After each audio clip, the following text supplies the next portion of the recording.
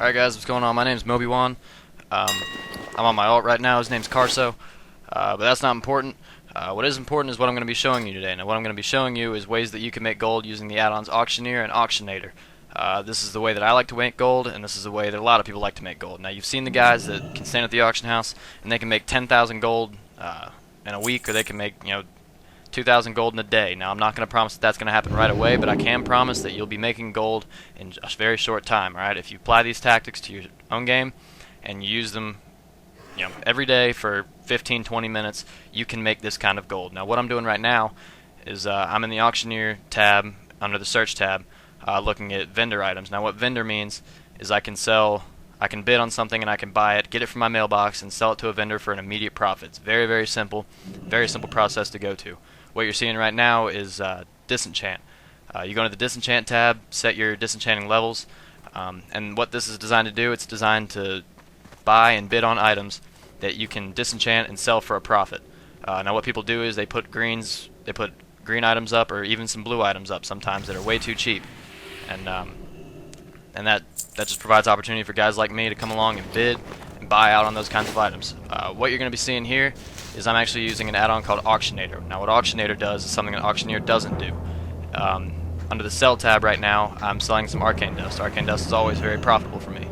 I always sell it in stacks of 1, and I usually sell about 5 or 10 at a time. Now what you're going to see right now is Auctionator is going to immediately find the lowest buyout, and it's going to put mine right below that, so it's going to undercut by a silver or 5 silver or something like that. What a lot of people don't realize is don't undercut by any more than a silver, 5 silver, whatever. You're costing yourself money with auction fees, deposit fees, whatever. On items like enchanting items, it doesn't cost anything to put them up. Now this is very important. It costs no deposit fees, but it does have an auction cut fee. Now what the auction cut fee means is when you go to your mailbox and you retrieve the item, it costs you, say it costs 30 silver to retrieve a 7 gold item. I'm just making that number off the top of my head. I don't know what the real number is. But say it costs you 30 silver to retrieve a 7 gold item. So realistically, you made 6 gold and 70 silver. Did I say 30 silver at the beginning? Yeah. If I said 30 silver, you make 7 gold, or 6 gold and 70 silver. This is very important. On items like cloth, and ruined orbs, and frozen orbs, it does cost to deposit stuff, but it doesn't cost anything to deposit enchanting items. So those will always make a profit. You have to realize that these will always make a profit. The prices will fluctuate. The prices always fluctuate. Prices fluctuate on every single item you do, no matter what server you play on. Prices will fluctuate depending on the time, how many of that item there are, who's farming, where they're farming. It's going to depend on a lot of different factors. I can't name every single one. I can name you a few. The time is very important, like raid times, days of the week. Those are very important times. Another thing is where they're farming. If they're farming Stratholme or Scarlet Monastery, or if they're farming somewhere in Northrend, that's a very important factor too. And that brings me to my next point. The buy low, sell high thing that you hear about. You hear that people make thousands of gold a day just by buying low and selling high. It really is that simple. Now, what's not so simple is what they're buying, where they're buying it, how much they're spending for it, how much they're posting it back for, how do they find these kinds of profit, how do they make these kinds of profit, how do they make these profits so fast, a lot of different factors like that. What I'm going to be showing you is exactly those things. Now I can't say buy X amount of items for 500 gold, post them at 700 gold. It doesn't work like that. This is all based on your economy. Now what you're going to have to do is you're going to have to get a feel for your own economy. If you're using the add-on Auctioneer, then you can simply press the scan button, and that'll record all your data. And what you need to be doing is you need to be scanning about 2 or 3 times a day for at least a week to get some accurate data. Here I already know my server's economy pretty well, so I can discern good buys from bad buys. Now what you're going to see right here is a very good example of buy low, sell high. This is traditionally how it works.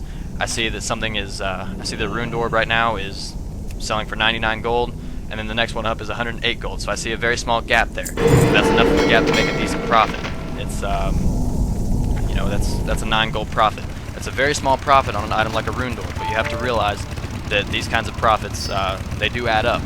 Now, you may have bought something at like a Walmart or something like that, gotten 75 cents in change back, and you might throw the change away. But if you let that change accumulate over time, it's going to turn into a massive amount of money. For my example, I have a coin jar that has $80 in it, so change is going to add up. It's the exact same thing. if you post in very small amounts and you make very small profits, but you have a lot of those profits. If you're selling 300 auctions at a time, but you're making small consistent profits like 3 gold, 5 gold, 7 gold, 9 gold, and then you have some items that are 50 gold, like in this case it's 108 gold. You can make profit off of that kind of stuff, and that's very, very important. What you're going to see right now is an example of stockpiling. What I see is I put my potion up, and I see that the prices are too low for my liking. If I post these right now, I will lose gold. Alright, now this is very important. You don't want to undercut yourself. Alright, what I mean by undercutting yourself is if you know that an item can sell for more than what it's selling for, hold on to it. This is where knowing your economy comes into play, knowing the market value of stuff. For my server, health potions usually sell for about a gold 50 each. They were selling for 15 silver, so what I'm going to do is instead of buying them all, I'm just going to wait. I'm going to wait it out, because I don't know for sure they're going to make a profit. Potions don't really sell too much, but knowing which items will always sell, like enchanting mats and cloth, those will always sell. Those are important. But stockpiling, you see that I have tons of silk cloth in my bag. You see that I have tons of arcane dust, lots of shards. Mainly this is from where I've been farming shattered halls for, I don't know, 3 or 4 days or something like that. I've been farming and I've been stockpiling some stuff like that, but that's mainly where I buy items and disenchant them. Now this is very important as well because you're going to be stockpiling these items. Now what you do have to realize is every server is different. Every server's items are going to fluctuate. Prices are going to go up, prices are going to go down. This is important to realize, and it's also important to realize what time of the day it is. Right now it's a Monday. I'm posting this stuff on a Monday. And I have to realize that Tuesday, tomorrow's the raid reset. So people, like raiders, are going to need stuff for their gear. They're going to need mats for enchants. They're going to need flasks. They're going to need, whatever a raider needs, they're going to need it. And they need it now. They don't have time to go out and farm it.